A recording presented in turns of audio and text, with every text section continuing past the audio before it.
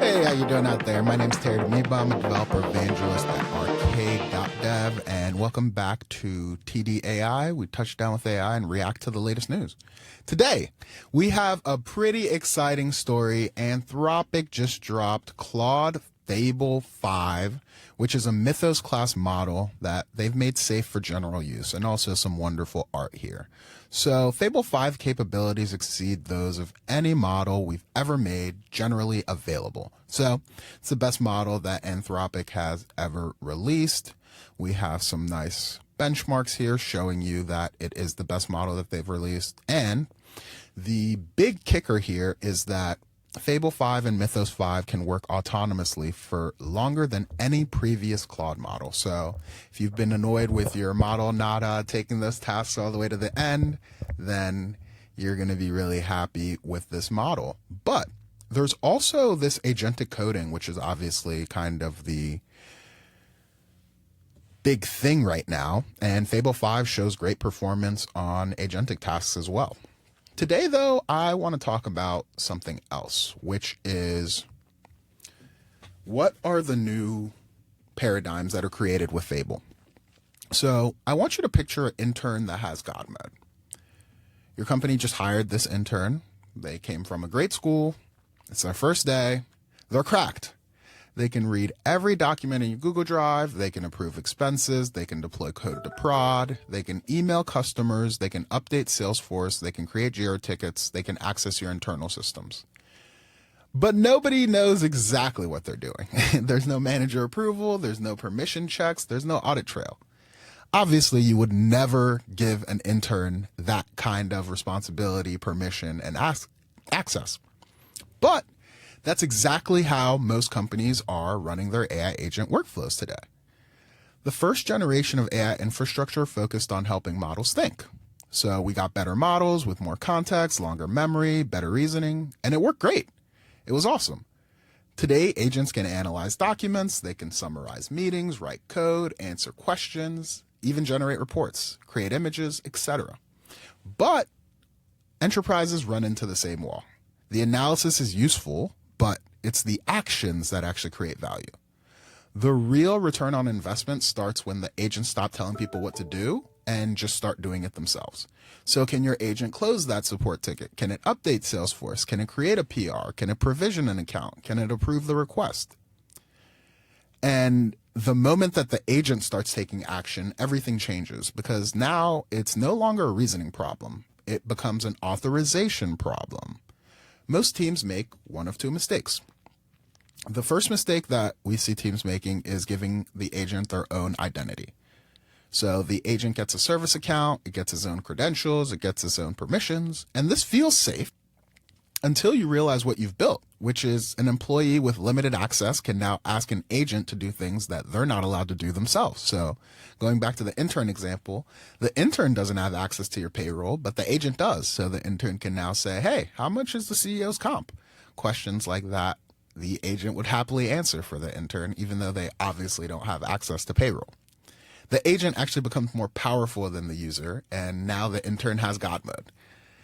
That's where a lot of people are right now. Now, there's a second mistake that I see people make, which is inherit the user's permissions. So now the agent can only do what the user can do. So, hey, problem solved. But unfortunately, that's not a solution to the problem, because now prompt injection doesn't just compromise the agent, it actually compromises the user. So if the user has access to Salesforce, GitHub, internal systems, the agent inherits all of it. One malicious prompt and your entire system will be compromised. So the intern isn't OP, but they're compromised. So different failure mode, but you get the same outcome. Now, what's interesting to me is that both the approaches start from the same assumption, that auth Z happens before the prompt, or authorization happens before the prompt. The most important question people think is, can this user access this agent? But that's actually the wrong question. The real question happens later, and it's when the agent is going to be executing an action. And it's a question that every enterprise needs to answer, which is, can this agent, on behalf of this user, perform this action on this resource right now? Not tomorrow, not yesterday, not in theory. Literally right now, I need to update Salesforce because I saw a Slack message or I saw an email. Do I have the ability to do that?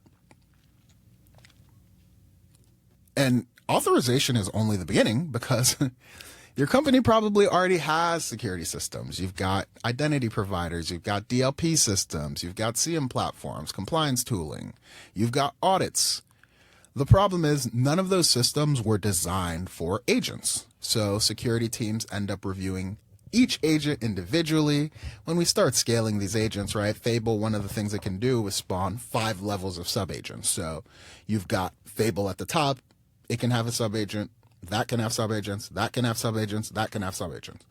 So you're going to be spinning up a lot more agents than people are used to, and it's just not really realistic for you to be doing the approval on each agent individually, right? So you need some kind of enforcement logic.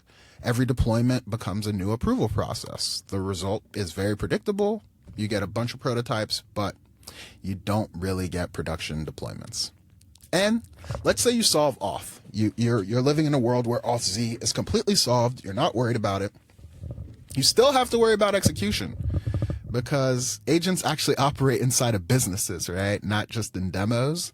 And these businesses that they operate in, like Salesforce, Workday, Slack, etc., they were designed for humans and developers, not large language models or small language models or image models, right? APIs want exact identifiers. They want IDs for the file, for the record, for the recipient. The agent thinks in concepts, right? Send this to finance, update the intro paragraph, create a ticket for this bug. There's a huge gap between what people say and what APIs require. Most integrations simply expose the API and hope the model figures it out. Sometimes it works. In production, it fails. And the more systems you connect, the bigger a problem this becomes. And then, of course, there's the final problem that every enterprise is dealing with that I kind of hinted towards with the Fable subagents is scale. Today, your company might have 1 agent, 2, 3, 4, 5, 10, 100. Pretty soon, you're going to have way more agents than you can realistically count, especially when we start counting these things like subagents, right? You're not going to know what's running. You're not going to know what tools are being called. You're not going to know what frameworks are being used. You're not going to know when something might be a breaking change. And when leadership asks, hey, what's the ROI on those agents? What are people actually doing with those agents? No one can answer, right? If someone asks, hey, which agents have access to Salesforce? No one knows. More specifically, which agents have access to write in Salesforce? No one knows. More importantly, if an auditor asks, hey, why did you recommend this? Why was this action taken? You're just going to go back to searching logs, but unfortunately, you're not going to get your answer there, right? And this is when companies realize that they need a runtime. You don't need another model. You don't need another framework. You need a runtime where every action has to go through that runtime. That's where authorization will happen. That's where policies are enforced. And that's where execution will be managed. It's also where governance lives. And that's what Arcade is. Arcade is the actions runtime for enterprise AI agents. Every action passes through Arcade. For every action, Arcade evaluates who is the user, what is this agent allowed to do, what policies apply, should this action be allowed. If the answer is yes, Arcade executes it reliably, robustly, with no issue. And if the answer is no, Arcade stops it right there in the enforcement layer with those policies, with the same governance model across every agent, every framework, every harness, every model, and every client.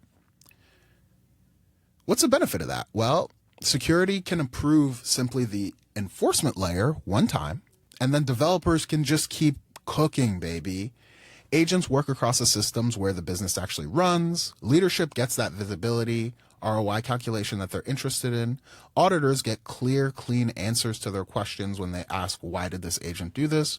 And most importantly, you stop rebuilding your infrastructure every single time you want to add a new capability to your agents. So to close, I want to say, I think the first generation of AI infrastructure helped models think, but the next generation of AI infrastructure is going to help models act. And once agents begin acting, the most important system in your stack will no longer be the model. It's going to be the runtime that decides what happens next, and Arcade is the actions runtime for enterprise AI agents.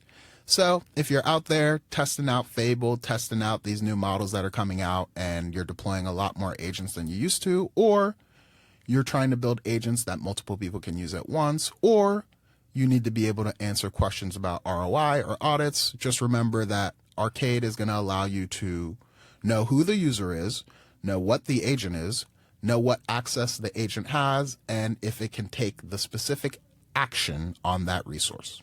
So my name's Thierry Damiba. I'm a developer evangelist at Arcade. If you're interested in building agents that have governance, runtime, everything already packaged for you so that you can just build your agents and increase your productivity, check out arcade.dev. Thank you.